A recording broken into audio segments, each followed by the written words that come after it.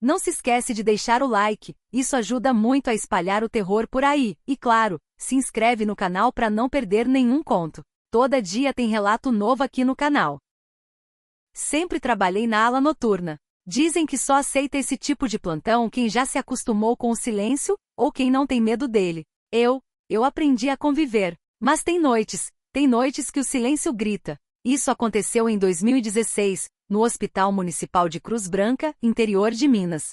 Um hospital antigo, de corredor estreito, tinta descascando e lâmpadas que piscavam sem precisar de motivo. A ala onde eu trabalhava era a da enfermaria B, onde ficavam os pacientes em recuperação pós-cirúrgica ou com doenças crônicas. Eram 4 quartos, todos com janelas altas, sem vista para nada além do paredão de concreto externo. Naquela noite, tudo parecia normal. Comecei meu turno às 19 horas. Cumprimentei a Vera, que estava saindo do plantão. Ela me entregou as pranchetas e disse, com uma cara meio tensa: "O quarto 3. Não sei, tá esquisito. O senhor João passou a tarde reclamando que alguém ficava sussurrando pra ele. Mas ele tá com infecção, pode estar delirando."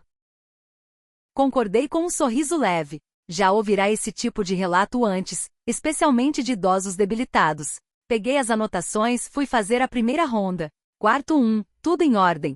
Quarto 2, paciente dormindo. Quarto 3. Bom, aí começou. O senhor João estava acordado, olhos arregalados, olhando fixamente para a janela fechada. "Tá vendo?" ele disse com voz rouca. "De novo. A sombra. Passou ali. Toda vez depois da meia-noite ela volta." Olhei pela janela. Nada além da parede de concreto, iluminada por uma luz amarela morta. Respirei fundo. "Deve ter sido o reflexo da luz, seu João. Tente descansar. O senhor precisa recuperar suas forças." Ele não respondeu. Apenas virou o rosto pro lado, como se decepcionado comigo. Segui a ronda. À meia-noite, a campainha do quarto 3 tocou. Voltei, já imaginando que era ele outra vez. Mas dessa vez ele estava tremendo. Ela entrou, murmurou. A mulher da sombra. Entrou no quarto. Falou que eu não devia estar aqui. Verifiquei tudo.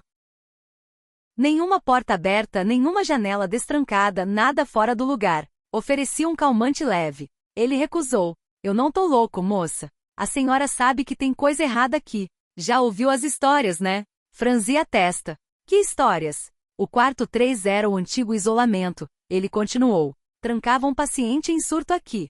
Um deles, uma moça, dizem que se perdeu na própria mente. Depois que ela sumiu, começaram os barulhos. Voltei à sala de enfermagem e procurei os registros antigos. Não havia nada sobre o uso anterior do quarto. Mas encontrei uma observação feita à mão, escrita num papel solto dentro do fichário de manutenção. Verificar luz do quarto 3. Pacientes seguem relatando sombras no vidro. Já foi trocada 3 vezes. Aquilo me arrepiou. Decidi conversar com a faxineira que trabalhava há anos no hospital. Dona Ruth, sempre discreta, sempre ouvindo tudo. Ela olhou para mim com aquele olhar cansado e disse só: "Esse quarto já devia estar fechado. Quando reformaram a ala antiga, deixaram ele como tá, só pintaram. Mas ali tem coisa que nunca saiu." Naquela mesma noite, por volta das 2 horas, enquanto eu repunha os insumos da sala de medicação, ouvi passos no corredor. Achei que fosse alguém do turno da madrugada. Fui ver. O corredor estava vazio, mas vi a luz do quarto 3 piscando. Corri até lá. O senhor João estava de pé, encostado na parede, olhos virados, como se estivesse em transe. Fui até ele, tentando chamar, tocar seu ombro. Ele só dizia: "Ela tá aqui. Ela tá aqui." Puxei o oxímetro, verifiquei os sinais, tudo normal. Voltei para a sala de enfermagem, sem conseguir mais fechar os olhos. O ar parecia mais denso. Sentia uma presença. Foi então que, pela câmera de segurança interna, aquelas que ficam dentro dos quartos por segurança, vi algo. A gravação mostrava o senhor João dormindo, mas, durante exatos 12 segundos, uma silhueta escura, como uma mulher com cabelo comprido, surgiu ao lado da cama. Estática. Depois sumiu. Sem abrir porta. Sem entrar por janela. Levei aquilo para a coordenação na manhã seguinte. A resposta? Deve ter sido interferência.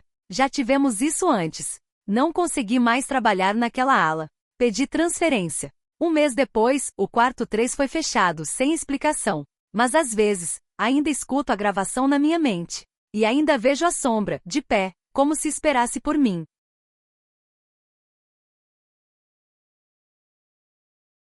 Me chamo Silvia, sou técnica de enfermagem há quase 20 anos. Já vi de tudo em plantões, desde surtos em pacientes psiquiátricos até coisas que a gente só acredita porque vive. Mas o que aconteceu em 2016, num hospital de interior no sul de Minas, foi diferente. Foi silenciosamente errado. Naquela noite fui remanejada de última hora para cobrir uma colega na ala C, uma parte do hospital que havia sido desativada anos atrás, mas que estava sendo usada temporariamente por falta de leitos.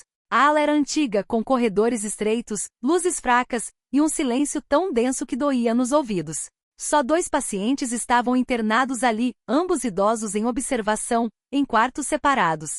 No posto de enfermagem, os rádios estavam com interferência, então dependíamos do telefone fixo. A luz piscava com frequência, e um ruído de algo parecido com goteiras ecoava pelo teto, mesmo sem chuva. Por volta das 2 da manhã, enquanto conferia os prontuários, ouvi passos rápidos como de criança correndo descalça no chão encerado. Achei que fosse algum ruído vindo da ala principal, mas os passos passaram bem em frente ao posto. Quando levantei para ver, o corredor estava vazio. Não dei muita importância na hora. O sono, o tédio, a tensão, tudo pode nos pregar peças. Mas dali em diante, tudo ficou estranho. Um dos monitores cardíacos apitou do nada.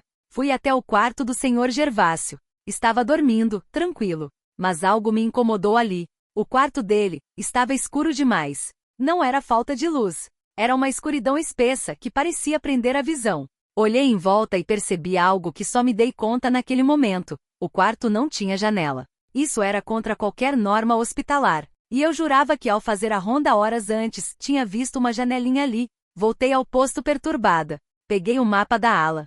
E lá estava, quarto 12, janela voltada para o pátio interno. Mas quando voltei para checar de novo, a parede estava lisa.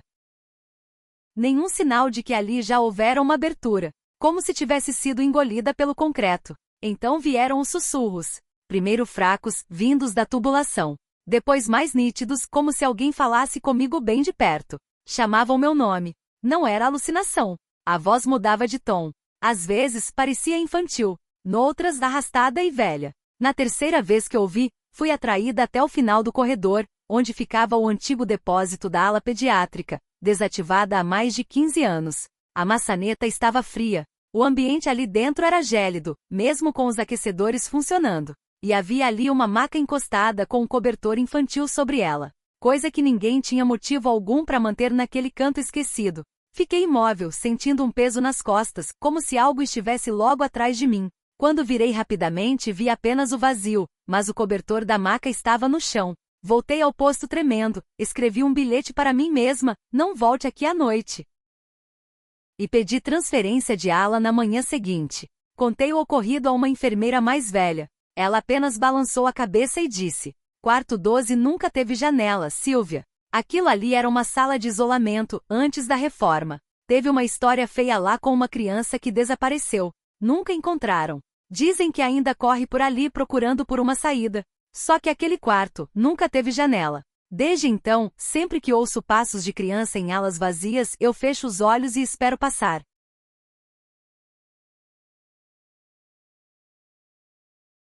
Meu nome é Lúcia. Nunca fui de acreditar nessas coisas de assombração, por tais ou outras dimensões. Mas tem uma coisa que me aconteceu em 2018 e que até hoje, não consigo explicar nem esquecer. Minha avó estava internada num hospital antigo em Belo Horizonte, numa ala geriátrica no 5º andar. Eu trabalhava o dia inteiro, então só conseguia visitá-la à noite. Às vezes chegava tão cansada que pegava o elevador no automático, nem olhava o número. Mas naquela quarta-feira alguma coisa foi diferente. Entrei no elevador como sempre. Apertei o botão do 5º andar. As portas fecharam com aquele rangido velho, e o elevador começou a subir, mas logo desacelerou. Parou no 2º andar. Ninguém entrou. As luzes piscaram uma vez. Eu já ia apertar o botão de novo, quando percebi que o botão do S1 estava aceso. Subsolo 1. Não fui eu quem apertou. E ninguém mais estava ali. O elevador começou a descer devagar com um ruído estranho. Parecia pesado. Como se algo estivesse forçando ele a descer, arrastando. As luzes piscavam de novo, e o visor digital apagou. Quando as portas se abriram, o ar ficou espesso. Era um corredor mal iluminado, com cheiro de mofo e umidade. Não havia ninguém. E o mais estranho, não havia placas nem sinalização de emergência. Só o som de goteiras e uma brisa fria que parecia sair de dentro da parede. Achei que fosse uma parte em reforma e que o botão tivesse dado defeito. Saí do elevador hesitante para procurar uma escada ou telefone. Caminhei por um corredor com azulejos desbotados, passando por portas trancadas e salas abandonadas. Uma delas estava entreaberta. Dentro, vi prateleiras com papéis médicos antigos e algo que parecia uma cama hospitalar infantil coberta com plástico grosso. Quando voltei para o corredor, as luzes começaram a se apagar uma a uma, de trás para frente. Eu comecei a andar mais rápido. Então ouvi, nitidamente, um som de alguém arrastando os pés atrás de mim. Não olhei para trás. Só corri. Cheguei ao elevador e apertei o botão com força. O visor continuava apagado, mas as portas abriram sozinhas. Entrei ofegante. O botão do 5º andar estava aceso, como se alguém tivesse me esperando ali o tempo todo. Na manhã seguinte fui até a recepção e perguntei à moça sobre o andar do subsolo. Ela me olhou com estranheza. Senhora, o hospital não tem subsolo. O elevador só vai até o térreo. Insisti. Disse que tinha ido lá na noite anterior, que havia portas, corredores, uma sala com prateleiras. Foi aí que o segurança se aproximou sério. Isso que a senhora viu, é o andar velho. Foi selado depois de um incêndio, há mais de 15 anos. Ninguém usa mais aquilo. Só que às vezes o elevador leva. Principalmente quem já tem alguém internado por aqui. A senhora disse que sua avó tá no 5º, né? Fica de olho. Por quê? Ele abaixou os olhos e murmurou. Porque dizem que quem é puxado para lá uma vez sempre tem que voltar. Desde então nunca mais uso o elevador sozinha à noite, e evito andar em hospitais antigos. Porque se eu ouvir aquele barulho de goteira outra vez, ou se o visor do elevador apagar de novo, eu não sei se vou conseguir sair.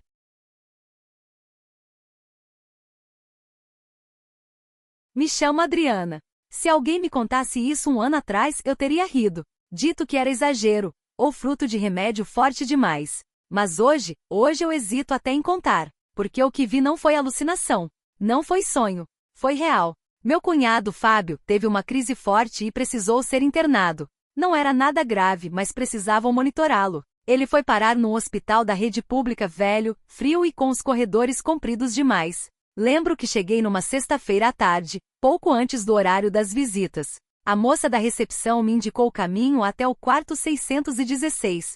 Subi de escada porque o elevador estava interditado. Quando cheguei ao corredor, reparei que algumas lâmpadas estavam queimadas e que o chão de vinil estava enrugado perto da porta do quarto. Toquei levemente e ouvi uma voz rouca responder: "Pode entrar." Entrei, esperando ver meu cunhado deitado na cama, mas havia apenas um senhor muito magro, de pijama bege, sentado de costas para mim, olhando pela janela. A luz do quarto estava apagada, e o sol entrava com um tom amarelado difuso. Pensei, devo ter errado o quarto. Mas antes que pudesse sair, o homem falou sem se virar: "Você veio tarde. A maioria vai embora antes de anoitecer." Expliquei que estava procurando o quarto do Fábio, e ele respondeu com uma frase que me travou: "Ele passou por aqui, mas não deve voltar tão cedo." A maneira como disse aquilo me arrepiou. Um segundo depois, escutei uma batida na parede do quarto, 3 toques secos. O homem não reagiu. Eu sim. Pulei, assustada. "Isso foi o quê?" Ele respondeu, finalmente se virando um pouco. "São os outros. Costumam bater quando alguém novo entra. Já estão acostumados com a solidão." O rosto dele não era só velho. Era pálido demais, como quem não vê a luz do dia há semanas. Os olhos fundos com olheiras escuras. Saí do quarto com o coração disparado. Encontrei uma enfermeira no corredor e perguntei sobre o Fábio. Ela olhou no papel e disse: "Fábio Andrade? Está no quarto 614. Vizinho do lado. Mas me mandaram pro 616, falei." Ela franziu a testa e respondeu sem rodeios: "O 616 está vazio, moça. Aquele quarto foi lacrado depois de um caso estranho que aconteceu com um paciente idoso. Ele sumiu. Entraram para fazer vistoria depois e encontraram marcas de mãos na janela por dentro, como se alguém tivesse tentado sair. Depois disso ninguém mais quis ser colocado ali. E a gente também parou de usar." Meu sangue gelou. Pedi que ela me acompanhasse até lá. E quando abrimos a porta do quarto 616, que aliás estava trancada, o ambiente estava vazio. Vazio de verdade. Sem cama, sem cortinas. E o mais estranho, sem janela. A janela que eu vi com meus próprios olhos. Eu não falei nada para ninguém da família. Mas nas semanas seguintes, sonhei com aquele homem magro sentado de costas, sempre murmurando a mesma coisa. Quem entra tarde, demora mais para sair. Na última vez que sonhei, ele virou o rosto para mim. E dessa vez era o rosto do meu cunhado. Ele morreu de um mal súbito 2 meses depois, em outro hospital. Mas às vezes eu penso, será que ele saiu mesmo?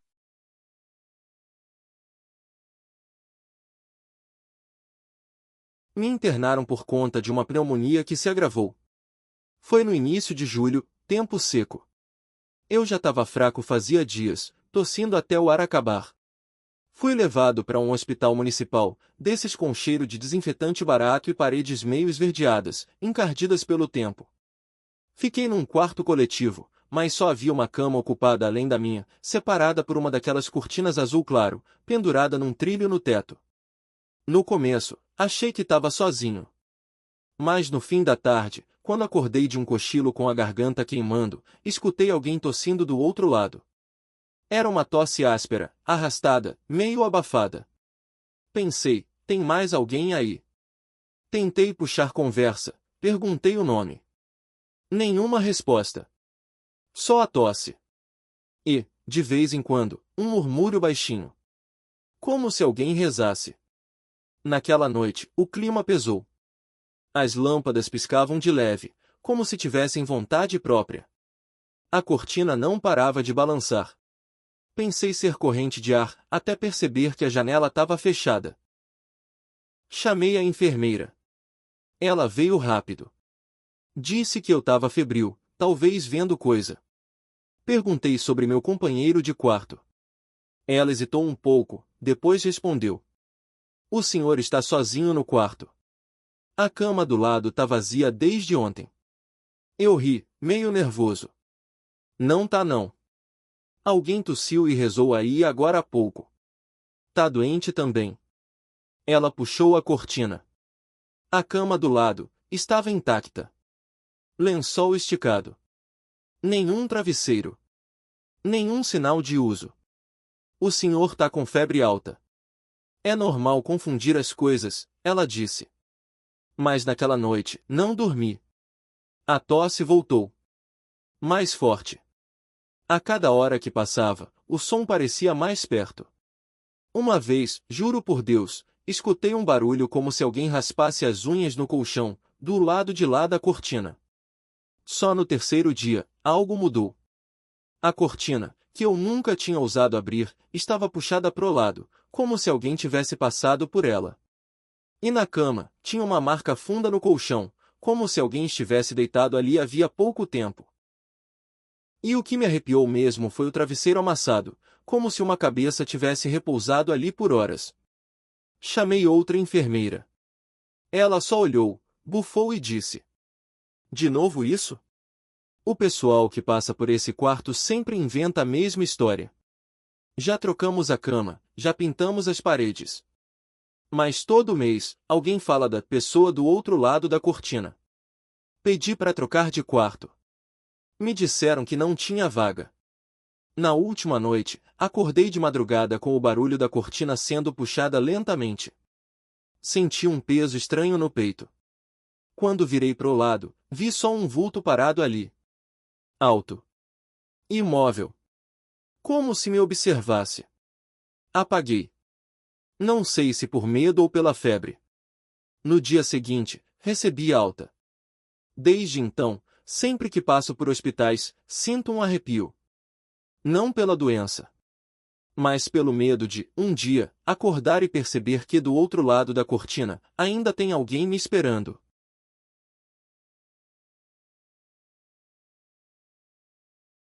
Trabalho aqui faz quase 10 anos.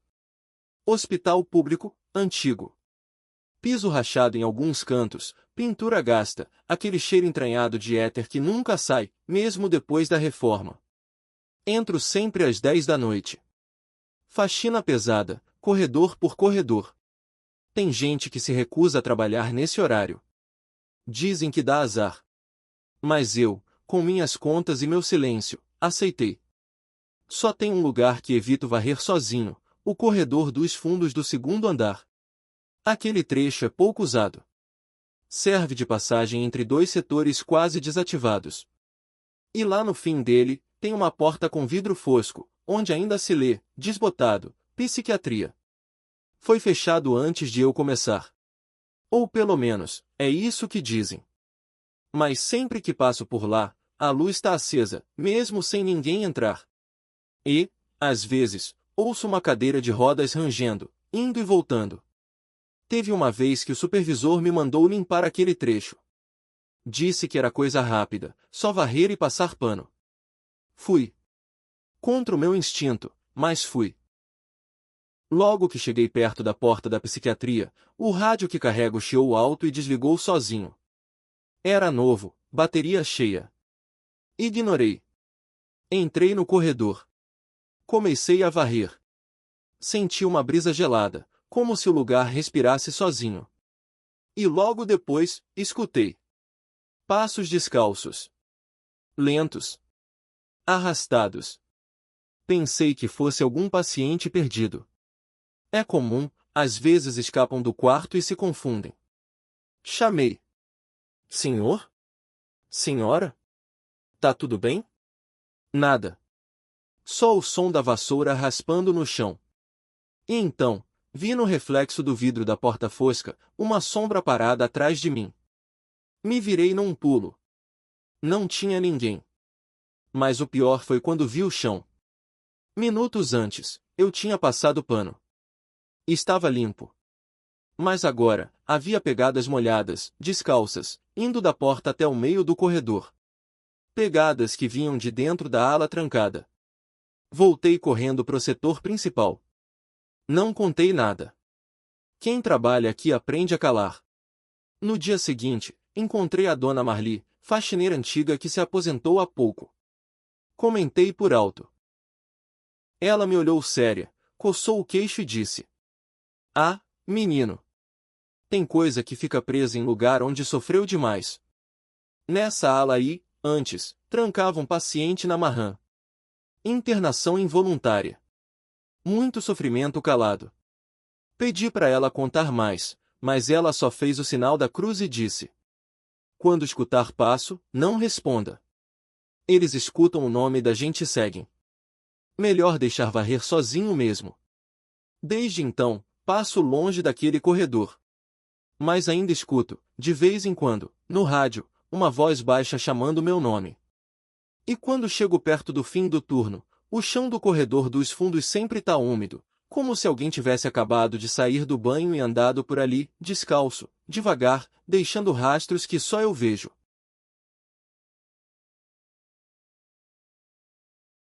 Noite de sexta. A pior de todas. É quando a emergência lota, a equipe é reduzida e tudo parece dar errado. Sou técnico de enfermagem no setor de clínica geral. Já vi muita coisa, desde surtos psicóticos até paciente em fim de vida querendo confessar pecados. Com o tempo, a gente se acostuma. Ou acha que se acostuma. Foi numa dessas noites que começou. Algo pequeno, quase bobo. Fui entregar a medicação no quarto 108, que naquele plantão, segundo a prancheta, estava vago. Mas a porta estava encostada, e de dentro vinha uma voz baixa, masculina, pedindo: Água, por favor. Aquela voz me travou. Abri a porta devagar. Estava escuro, só o brilho da luz do corredor entrando pela fresta. Vi alguém sentado na cama, com a cabeça baixa. Falei, tentando parecer calmo: Senhor, esse quarto tá desativado. O senhor veio de qual setor? Ele não respondeu. Só repetiu: Água. Fui buscar. Afinal, era só água, não custava nada. Quando voltei, o quarto estava vazio. Achei que alguém tivesse ajudado a levá-lo de volta ao setor. Mas estranhei a cama, estava molhada, como se alguém tivesse suado frio ali por horas. E o mais estranho, o copo d'água que eu deixei estava vazio, e com marcas de dedo. Na troca de turno, comentei por alto com a enfermeira-chefe. Ela me olhou sem graça e disse: 108? Deixa quieto. Já mandaram trancar, mas a chave sempre some. Comecei a evitar aquele quarto. Mas ele parecia me chamar. Outros colegas diziam ouvir sussurros vindo de lá. Um deles jurou ter visto alguém sentado na beirada da cama, mas quando foi conferir, não tinha nada. E o lençol estava amarrotado. Comecei a notar que toda vez que alguém novo era admitido no setor, na primeira noite, acabava indo no 108 por engano. Como se alguma coisa lá dentro atraísse os desavisados. Como se aquele quarto sentisse quando havia sangue novo na equipe. Certa madrugada, a campainha do posto tocou. Era o botão de emergência do 108. Fui eu quem atendi. Levei um dos enfermeiros comigo. Abrimos a porta. Estava vazia. Mas no visor da câmera de segurança do corredor, depois que voltamos pro posto, vimos algo estranho. 3 minutos antes de entrarmos, a porta tinha se aberto sozinha. E uma sombra tinha entrado. Só que ninguém saiu depois. No dia seguinte, chamei um dos porteiros antigos para conversar. Gente boa, desses que sabem das histórias. Ele me contou que, anos antes, um homem foi internado ali com crise grave de ansiedade. Ninguém conseguia acalmá-lo. Dizem que ele pedia água o tempo todo e morreu engasgado durante a madrugada, sozinho, depois de apertar o botão de emergência. Mas essa parte nem é oficial. Não tem em nenhum registro. Hoje, o quarto 108 está lacrado com fita vermelha, e colocaram um armário na frente da porta. Mas ninguém mexe. E toda sexta, perto das 2 da manhã, a campainha do quarto toca. E sempre, sempre, tem alguém novo na equipe que responde. E leva um copo d'água.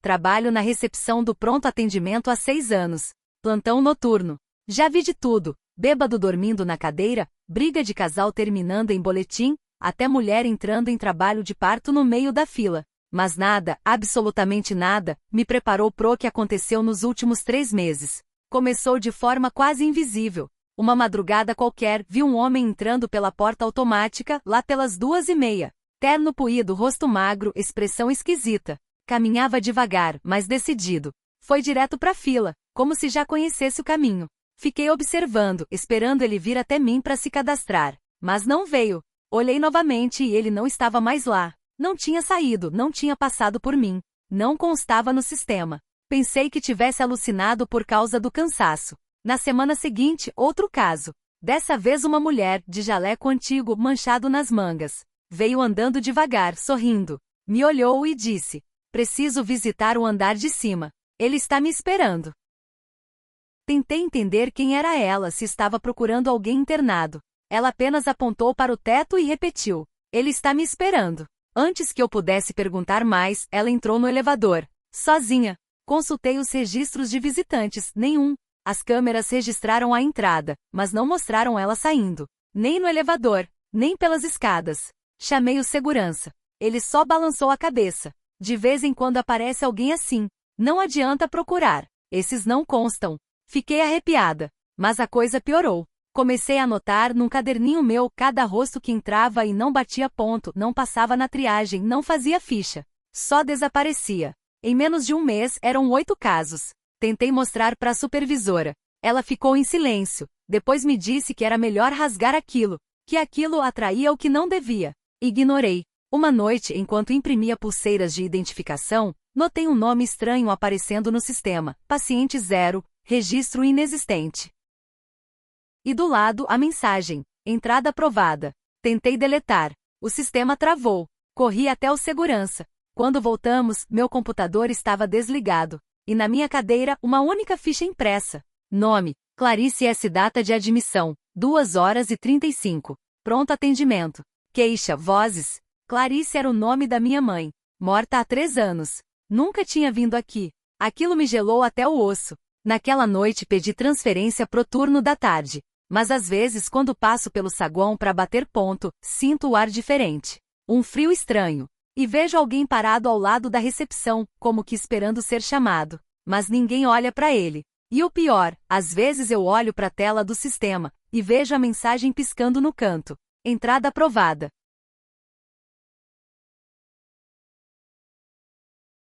Me chamam de corajoso por ter aceitado residência em medicina interna num hospital público no interior de Minas. Mas não foi coragem. Foi necessidade. O Hospital Santa Aurélia apareceu como a única opção de matrícula automática depois da minha reprovação em São Paulo. Era isso ou esperar mais um ano. Cheguei em março, numa segunda-feira de céu carregado, com as montanhas da cidade meio escondidas pela névoa. Achei até poético, no começo. O prédio era antigo, paredes esbranquiçadas, mas bem conservadas por fora. Por dentro, no entanto, tudo exalava um tipo de exaustão, corredores compridos com azulejos rachados, lâmpadas oscilando, cheiro permanente de éter misturado com umidade. Uma ala, no entanto, parecia sempre mais fria que o resto, a ala 5, que ficava no fundo do segundo andar. Na primeira semana, ouvi os outros residentes cochichando sobre os plantões de março. Tentei me enturmar, perguntei o que era, e só ouvi risos nervosos. Um deles me disse: "Vai lá fazer o noturno sozinho na ala 5, depois você nos conta." Pensei que fosse piada. Um tipo de trote. E aceitei cobrir um noturno no sábado. Era quase meia-noite quando fui fazer ronda nos quartos da ala 5. Tudo calmo, exceto por um paciente idoso que dormia agitado, murmurando algo incompreensível. Na volta pelo corredor, vi uma mulher parada em frente à porta do quarto 203. De costas. Cabelos pretos, lisos, vestido hospitalar. Pensei que fosse acompanhante. "Senhora, não pode circular por aqui nesse horário." Ela não respondeu. Nem se mexeu. Cheguei mais perto. Quando toquei levemente seu ombro, ela simplesmente não estava mais lá. Meu braço passou no vazio. Fiquei paralisado por alguns segundos. Depois corri até a portaria, ofegante, tentando parecer calmo. O plantonista mais velho, um enfermeiro chamado Afonso, apenas disse: "Primeiro de muitos. Volta lá e termina seu plantão. Não fala nada pra ninguém. Só respeita." Voltei com o coração batendo fora do ritmo. O quarto 203 estava vazio. Só havia um leito desfeito, como se alguém tivesse deitado ali há pouco. Nos dias seguintes, comecei a notar o quanto os outros evitavam aquela ala. Os técnicos trocavam de assunto quando eu perguntava. Os enfermeiros andavam mais rápido quando passavam por ali. Perguntei à supervisora sobre a paciente do 203. Ela hesitou. Depois disse: "O 203 é usado só como reserva." Mas sim, já teve uma interna ali. Faz tempo. Só não é bom mexer nessas histórias. Curioso, fui até o arquivo físico do hospital. E encontrei um único prontuário ligado ao quarto 203, datado de março de 2004. Nome: Antônia S. Vieira. Idade: 36 anos. Diagnóstico: colapso emocional severo, com episódios de dissociação. Status: transferência cancelada. Observação escrita à mão, na última página. Continua circulando pelos corredores. Prefere o horário noturno. Não interage com as mulheres. Evita elevadores. Isso me deu calafrios. Tentei mostrar o arquivo a outros residentes. Todos negaram interesse. Um deles me chamou de irresponsável por cutucar coisa velha. Na terceira semana, fui escalado de novo pro noturno. Na ala 5. Dessa vez, me preparei. Levei uma pequena lanterna e um terço da minha avó no bolso. Tudo seguia tranquilo, até por volta das 2 horas. Ouvi um barulho de respiração, ofegante, pesada, vindo do fim do corredor. Acendi a lanterna. A mulher estava lá novamente. Mas dessa vez me encarava. Rosto pálido, olhos escuros demais. Sem piscar. Ela estava ao lado da porta do 203, segurando a maçaneta. Quando dei um passo à frente, ela abriu a porta e entrou. Corri até lá. Mas quando empurrei a porta, o quarto estava trancado. Por dentro. Girei a maçaneta com força. Nada. Voltei alguns passos. E ouvi a porta abrir devagar, atrás de mim. Me virei. Estava escancarada. Dentro do quarto, escuridão total. Acendi a lanterna. Nada. Nenhum leito. Nenhuma cadeira.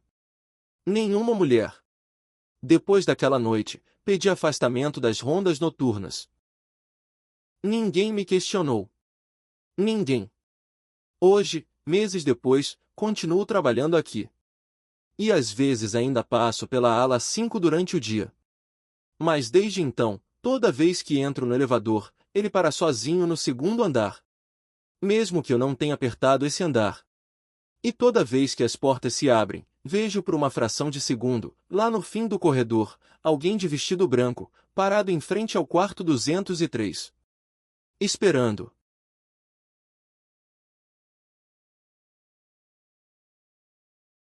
Eu devia ter 7 anos quando fiquei internado naquela UTI. Não era a primeira vez que eu pisava num hospital, mas aquela foi, sem dúvida, a mais longa. Tive uma pneumonia severa e passei semanas em observação. Lembro do cheiro do lugar, algo entre éter, desinfetante e o leve azedo do ar-condicionado gelado demais. O tempo lá dentro não passava.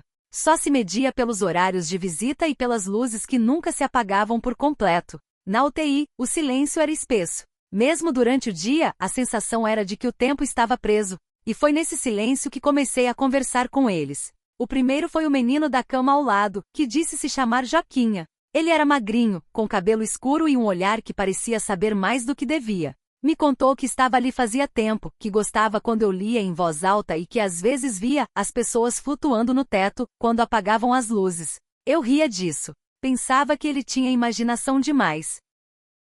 Depois veio a Dona Lili, uma senhora de lenço colorido na cabeça que me dava conselhos estranhos como não responde se chamarem pelo nome depois da meia-noite ou cuidado com a cortina vermelha. Eu nem sabia o que ela queria dizer com aquilo, mas às vezes eu sentia uma presença pesada nos finais de tarde, como se alguém estivesse espiando detrás da tal cortina, que nem sempre estava lá. Havia também uma menina chamada Bia que dizia estar de passagem. Ela parecia triste, sempre olhando para o relógio da parede que, para mim, estava quebrado. Uma vez, ela me disse que não queria que os pais soubessem que ela ainda estava ali. Claro que eu contei para os enfermeiros sobre eles. Falei do Joquinha, da Dona Lili, da Bia. Mas sempre que eu apontava os leitos onde estavam, eles me diziam que estavam vazios. Às vezes diziam que eu devia estar sonhando ou com febre, ou sob efeito da medicação. Mas eu sabia que não. Eles me respondiam, me ouviam, riam comigo. Às vezes, quando eu chorava, era a Bia que cantava baixinho para me acalmar. Uma noite acordei com um barulho de passos e vi os 3 parados juntos, de mãos dadas, perto do ventilador. Me disseram que tinham vindo se despedir, que o tempo deles tinha voltado e que eu ia esquecer deles, mas eles não me esqueceriam. Depois disso, nunca mais os vi. A alta veio 2 semanas depois. Minha saúde melhorou, mas algo em mim ficou diferente. Me tornei uma criança mais introspectiva, mais observadora, como se uma parte de mim tivesse envelhecido lá dentro. Por muitos anos, achei que tudo aquilo tinha sido fruto da minha mente febril. Até que já adulto, mexendo nos meus documentos antigos, achei a ficha daquela internação. E me bateu uma vontade estranha de visitar o hospital novamente. Consegui acesso com um amigo que trabalhava lá. Não reconheci quase nada, exceto o corredor da UTI pediátrica. Tudo estava mais novo, mais moderno. Mas quando entrei na sala de arquivos, algo me puxou de volta. Procurei os registros dos outros pacientes daquela ala, nas datas próximas à minha internação. E foi aí que veio o primeiro arrepio. Vários leitos marcados como ocupados, mas os nomes estavam apagados. Literalmente riscados com tinta preta ou substituídos por códigos genéricos, como paciente Z03 ou paciente encerrado. Sem prontuário, sem evolução clínica, sem data de entrada ou de óbito. Como se aquelas pessoas nunca tivessem existido. Fui até a supervisora do arquivo e perguntei sobre os registros. Ela disse que era normal haver dados protegidos por sigilo, especialmente em casos antigos ou judicializados. Mas quando mencionei os nomes Joquinha, Dona Lili, Bia, ela empalideceu. Disse que esses nomes já apareceram antes, em relatos de outras crianças que ficaram naquela ala. Voltei para casa em silêncio. E naquela noite, pela primeira vez em anos, sonhei com os 3. Estavam exatamente como me lembrava. Mas dessa vez estavam em camas diferentes, cada um olhando para frente e imóveis, como se esperassem algo, ou alguém. Desde então, às vezes ouço sussurros em noites chuvosas, nomes que ninguém deveria lembrar, e sinto que mesmo tendo sobrevivido, uma parte minha ainda está internada naquela UTI, conversando com pacientes que o tempo tentou apagar.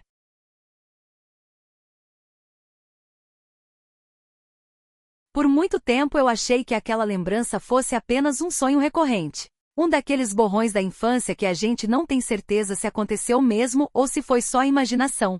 Mas depois de adulto, percebi que há memórias que insistem em voltar com uma precisão que assusta. E essa é uma delas. Eu tinha 6 anos quando fiquei internado com uma crise grave de asma. Foi uma daquelas noites em que a falta de ar vira desespero. Minha mãe me levou ao hospital, e acabei sendo transferido para a UTI infantil por precaução. Era um lugar silencioso demais, frio, com aquelas luzes pálidas de hospital que nunca se apagam completamente. Os primeiros dias foram solitários. As visitas eram rápidas e os enfermeiros mal paravam. Foi aí que comecei a conversar com outros pacientes, pelo menos, era o que eu pensava. O estranho é que nunca os via claramente. Só ouvia as vozes. Às vezes de madrugada, outras vezes quando os monitores faziam aquele bip irregular. Havia uma menina que se chamava Nina. Ela me perguntava se eu gostava de brincar com massinha. Dizia que o tempo no hospital não passava e que às vezes os médicos esqueciam dela por dias. Tinha também alguém chamado Guto, que falava só sussurrando e sempre dizia: "Fica quieto, senão eles vêm." Eu respondia. Conversava com eles como se fossem colegas de quarto. Uma vez até escrevi o nome da Nina com giz de cera numa folha e coloquei do lado da minha cama, como se fosse um aviso: "Nina dorme aqui também." No dia seguinte, a folha tinha sumido. Mas o que me marcou de verdade foi a sensação constante de que algo estava escondido naquele lugar. Uma enfermeira, Dona Sônia, às vezes entrava no quarto, olhava para um canto vazio e dizia "ainda aqui", como se falasse sozinha. Uma noite, ela me deu uma bronca porque eu deixei uma boneca caída no chão. Mas eu nunca tive boneca. As vozes ficaram mais frequentes depois disso, e começaram a me dizer coisas estranhas. Como não olha pro vidro quando ele escurecer ou se chamarem seu nome 3 vezes, responde só na segunda. Eu não entendia. Só obedecia. Fui embora do hospital depois de 2 semanas. Melhorado, mas diferente. Mais calado. Meus pais diziam que eu voltará com a cabeça cheia de fantasias. Anos depois, quando fiz estágio na faculdade de enfermagem, tive que escolher um local para atuar. Por algum motivo, me vi escolhendo justamente aquele hospital. A UTI infantil ainda existia.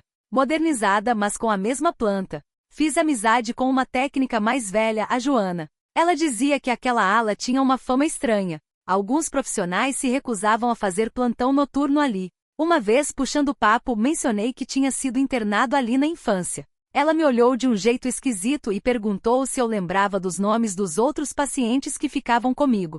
Falei: "Nina, Guto, acho que eram só esses 2. Ela empalideceu.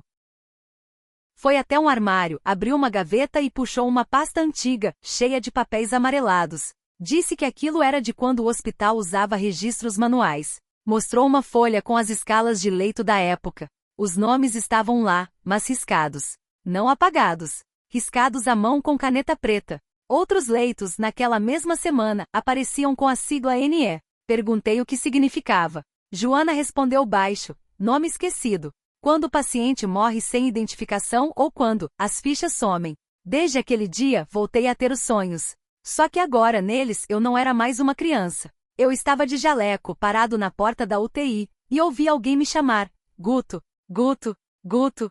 Sempre na terceira vez. Sempre com aquela voz sussurrada que vinha do vidro escuro. Comecei a evitar passar perto da ala. No último dia do estágio, decidi deixar uma flor no balcão da enfermaria.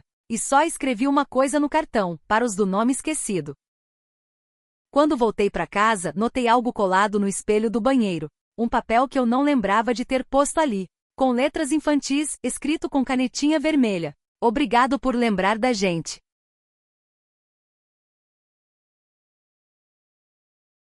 Não se esquece de deixar o like, isso ajuda muito a espalhar o terror por aí, e claro, se inscreve no canal para não perder nenhum conto novo. Toda semana tem relato arrepiante vindo aí. Obrigada por ouvir.